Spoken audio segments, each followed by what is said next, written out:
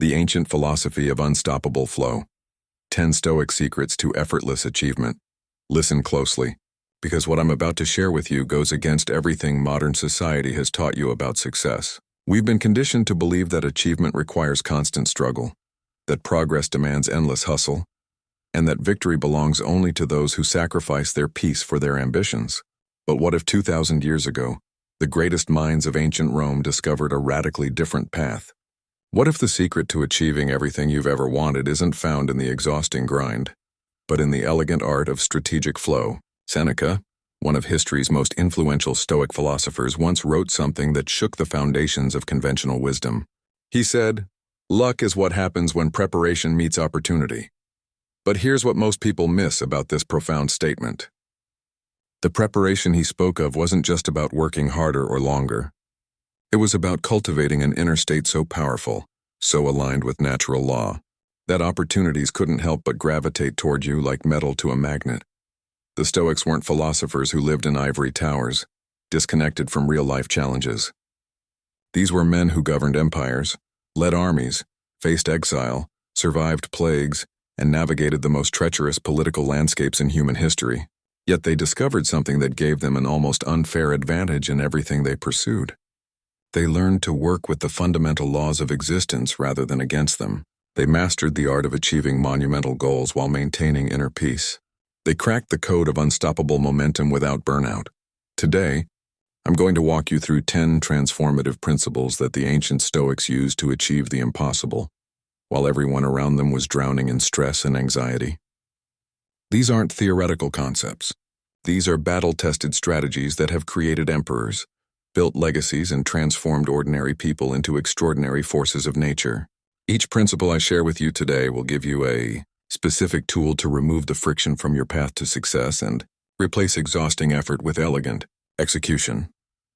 Before we journey into this ancient wisdom that will revolutionize your approach to achievement, I need you to commit to transformation right now. Hit that like button to signal to yourself that you're ready to leave the old paradigm behind. If this message resonates with your soul, type this affirmation in the comments and watch how it activates something powerful within you. I achieve through alignment, not force. Share this video with someone who's been struggling despite working incredibly hard, because they need to hear this message. Subscribe to this channel because we're building a community of people who achieve more while stressing less. And please, watch this entire video because the principles build on each other. And skipping even one section could mean missing the piece that changes everything for you. The principle of purposeful pressure.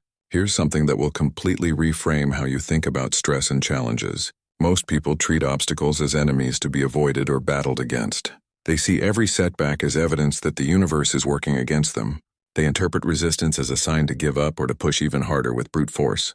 But the Stoics discovered something revolutionary about the role of pressure in achievement. Epictetus, who rose from slavery to become one of the most respected teachers in all of Rome, taught his students something counterintuitive. He said, "Difficulties show us who we truly are." He wasn't talking about difficulties as punishments or random bad luck. He was revealing that pressure is actually the universe's mechanism for forging you into someone capable of holding the success you're seeking. Think about how diamonds are created.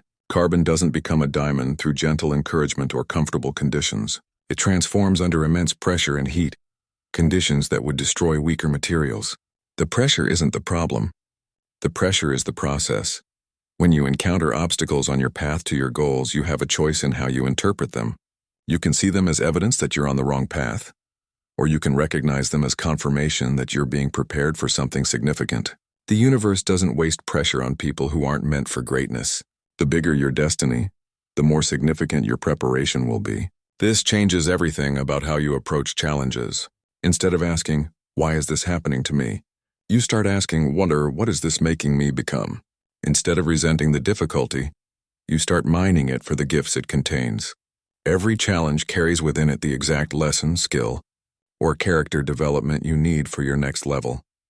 When you adopt the Stoic perspective on pressure, you stop being a victim of your circumstances and start being a student of your challenges. You begin to understand that the obstacle isn't blocking your path. The obstacle is the path. The difficulty you're facing right now isn't delaying your success. It's developing your capacity for success. Practice this reframe today. Look at your biggest current challenge and complete this sentence out loud. This situation is preparing me to become someone who. Notice how this simple shift transforms resistance into rocket fuel. The law of selective attention. Your attention is the most valuable currency you possess, yet most people spend it as carelessly as if it were worthless. The ancient Stoics understood something about attention that neuroscience is only now confirming. Where you consistently place your focus doesn't just affect your mood or your thoughts. It literally shapes your reality and determines what you're capable of achieving. Marcus Aurelius, who had every reason to be distracted by the endless demands of running the Roman Empire, wrote in his private journals, "Our life is what our thoughts make it." This wasn't positive thinking. This was a recognition of a fundamental law of achievement. Every moment of every day, there are infinite things you could focus on. You could focus on what's going wrong or what's going right. You could focus on your fears or your possibilities. You could focus on other people's success or your own progress. You could focus on what you lack or what you're building. Each choice of focus creates a completely different experience of reality and leads to completely different outcomes. The problem is that most people have never taken conscious control of their attention. They let social media algorithms decide where their focus goes. They let news headlines hijack their mental energy. They let other people's drama consume their consciousness. Then they wonder why they feel powerless and why their goals seem so far out of reach. When you practice selective attention the way the Stoics did, everything changes. You begin each day by deliberately choosing what deserves your mental energy and what doesn't. You create boundaries around your consciousness. You become fiercely protective of what you allow into your awareness. This isn't about ignoring reality or living in denial. It's about recognizing that you can't possibly focus on everything, so you might as well focus on what empowers you, rather than what depletes you. Here's a practical exercise the Stoics would have approved of. For the next 7 days before you check your phone or consume any external information, spend the first 10 minutes of your day focusing exclusively on 3 things. First, what you're grateful for right now. Second, what you're building toward. Third, who you're becoming in the process. Just these 3 focuses, consistently practiced, will rewire your brain to notice opportunities and solutions that were invisible to you before. Your attention is creating your experience. Choose wisely what you feed it. The practice of preemptive visualization. Most people visualize completely backward, and that's why visualization doesn't work for them. They wait until they're feeling motivated or positive, then they try to imagine good things happening. But the Stoics practiced something far more powerful. They used visualization not when things were going well, but as preparation for when things would go wrong. They called this practice premeditatio malorum, the premeditation of evils, and it gave them an almost supernatural ability to remain calm and effective when everyone around them was panicking. Seneca would regularly spend time imagining worst-case scenarios, not to torture himself or manifest negativity, but to mentally rehearse his response to adversity before it arrived. He would imagine losing his wealth, his reputation, his freedom. Then he would walk himself through exactly how he would maintain his character and continue pursuing what mattered despite these losses. This practice did something remarkable. It removed the power of fear from future events. When challenges actually arrived, he had already met them in his mind. They couldn't shock him or derail him because he had already decided who he would be in the face of them. This is the opposite of toxic positivity that pretends challenges don't exist. This is mature realism that acknowledges challenges will absolutely come and prepares you to meet them from your highest self rather than your reactive self. When you practice preemptive visualization, you're not expecting the worst. You're preparing for anything. You're building psychological flexibility and emotional resilience. You're making an advanced decision about who you'll be when things don't go according to plan. Try this powerful exercise tonight before you sleep. Think about your biggest goal and imagine 3 things that could go wrong on the path to achieving it. For each potential obstacle, mentally rehearse yourself responding with wisdom, creativity, and persistence. Watch yourself in your mind's eye staying committed to your values and your vision despite the setback. Feel yourself remaining calm and resourceful. This mental rehearsal is programming your nervous system for resilience. When similar challenges actually appear in your life, you'll find yourself responding with a level of composure that surprises you. The situation won't control you because you've already mastered it in your mind. The wisdom of energy allocation. Here's a truth that will save you years of wasted effort. Not all action is created equal. In fact, most of the activity that fills people's days is essentially sophisticated procrastination, disguised as productivity. The Stoics were masters at distinguishing between motion and progress, between being busy and being effective. They understood that achievement isn't about how much you do. It's about doing the right things at the right times with the right energy. Marcus Aurelius constantly reminded himself to focus on what was essential and dismiss everything else. He would ask himself before every activity, "Is this necessary?" If it wasn't directly contributing to his role as emperor, his personal development, or his relationships with people he cared about, he would eliminate it without guilt.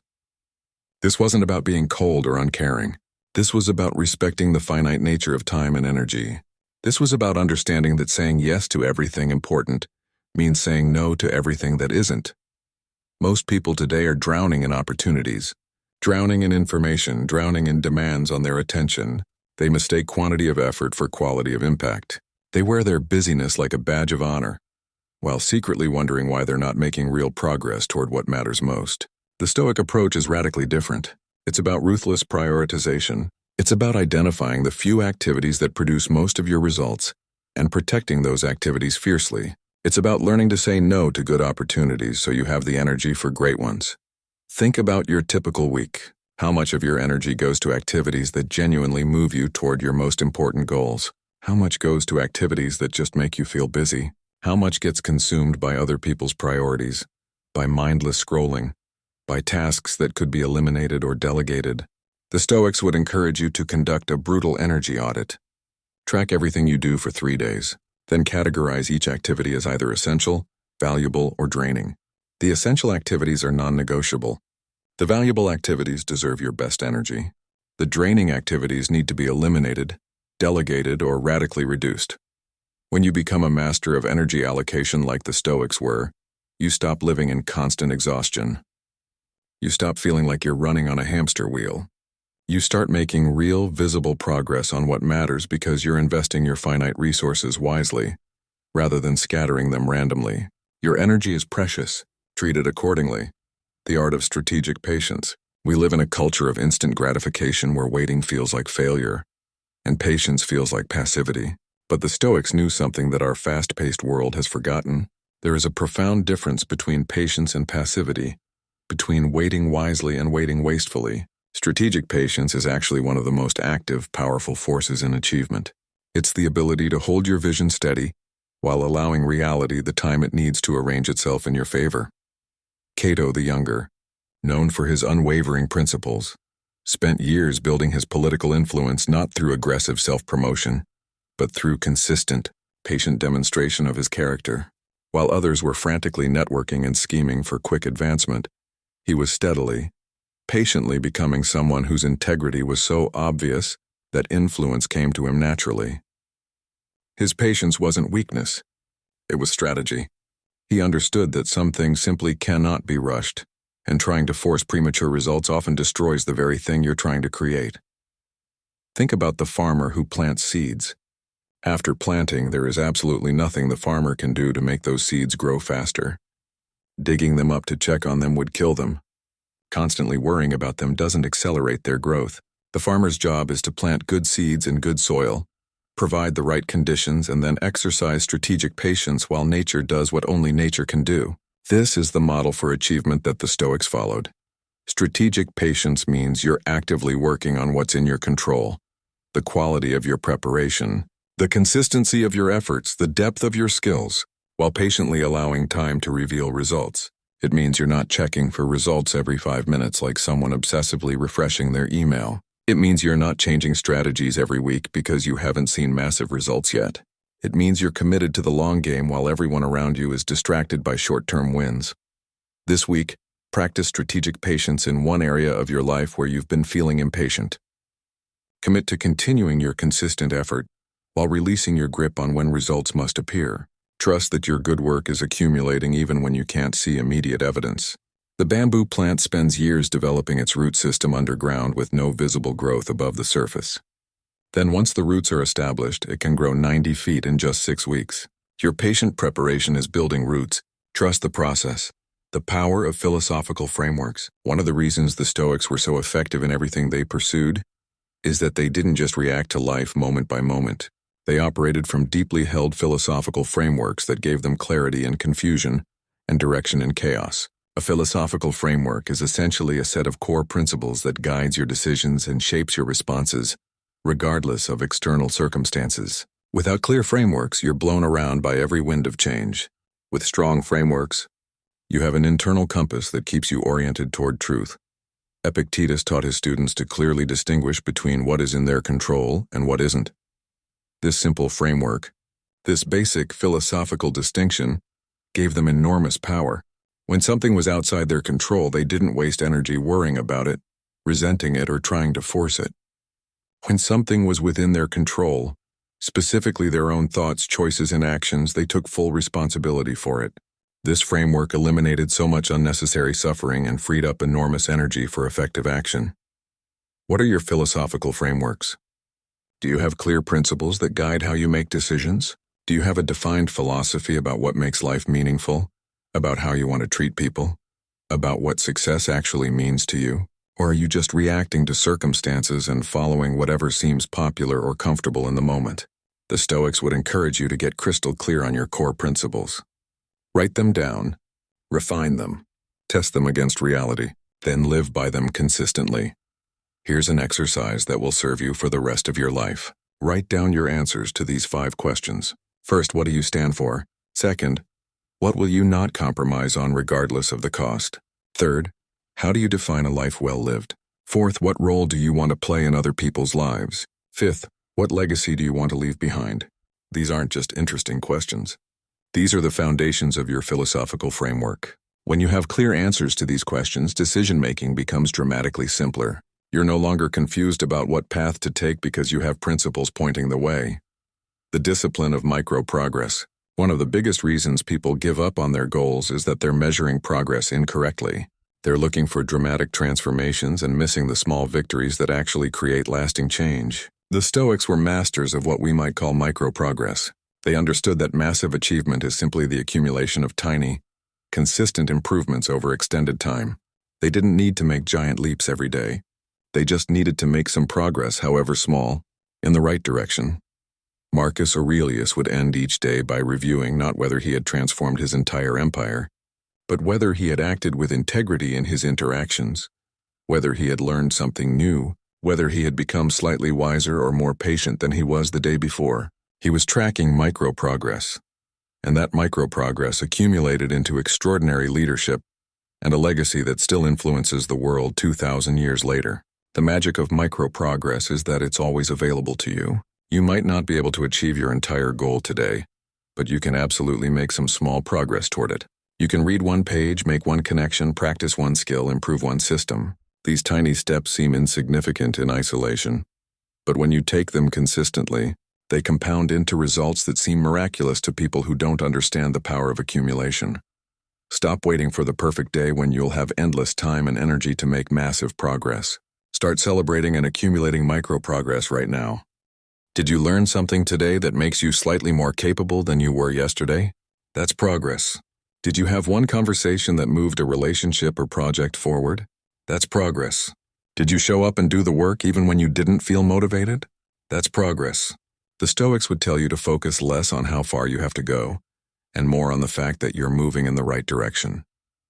Create a micro-progress tracking system for yourself. At the end of each day, write down 3 small ways you move toward your goals today.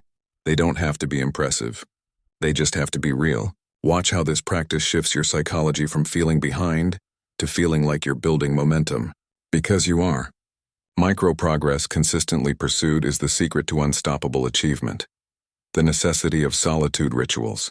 In our hyper-connected world where silence is rare and solitude is seen as loneliness, we've lost something the Stoics considered essential. They built regular periods of solitude into their lives, not as escape from reality, but as preparation for engaging with reality more effectively.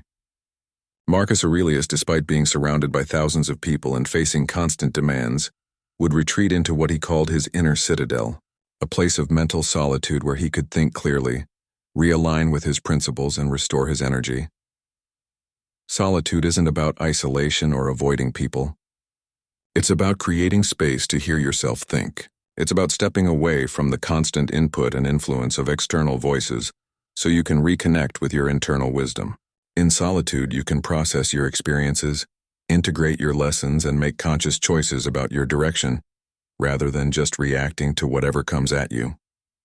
Without regular solitude, you become a puppet of external influences. With regular solitude, you become the author of your own experience. The Stoics would create daily solitude rituals: morning time to set intentions before the world made demands on them, evening time to review their day and extract wisdom from their experiences, regular longer periods to think deeply about their philosophy and their direction. These weren't luxuries. These were necessities for maintaining clarity and effectiveness. Think about your own life.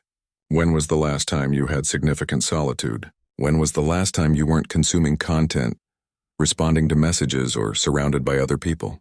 If you can't remember, you're operating in constant reaction mode rather than conscious creation mode. Create a solitude ritual for yourself starting today. Even 15 minutes of complete solitude, no phone, no music, no distractions, just you with your thoughts, can dramatically increase your clarity and effectiveness. Use this time to ask yourself powerful questions. How am I really doing? What's working in my life right now? What needs to change? What am I learning? Who am I becoming? The answers that come in solitude are often the ones you most need to hear. The transformation through service.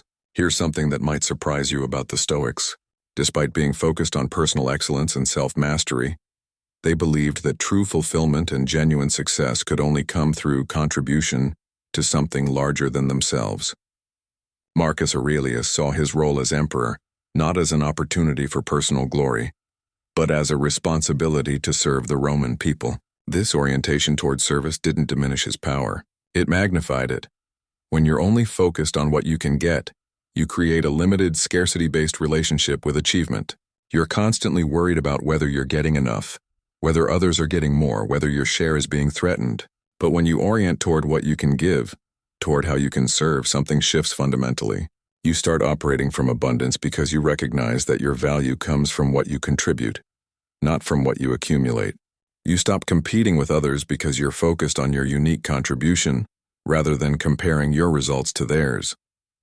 Service doesn't mean sacrificing yourself or ignoring your own needs. The Stoics were very clear about maintaining your own well-being so you could serve effectively, but it does mean asking different questions. Instead of, what can I get from this situation? You ask, what can I give to this situation? Instead of, how can I use these people for my benefit? You ask, how can I add value to these people's lives? This shift in orientation creates a completely different energy that people respond to positively. Think about the people you most admire and respect. Chances are they're people who have made significant contributions to others, who have added value beyond themselves, who have left things better than they found them.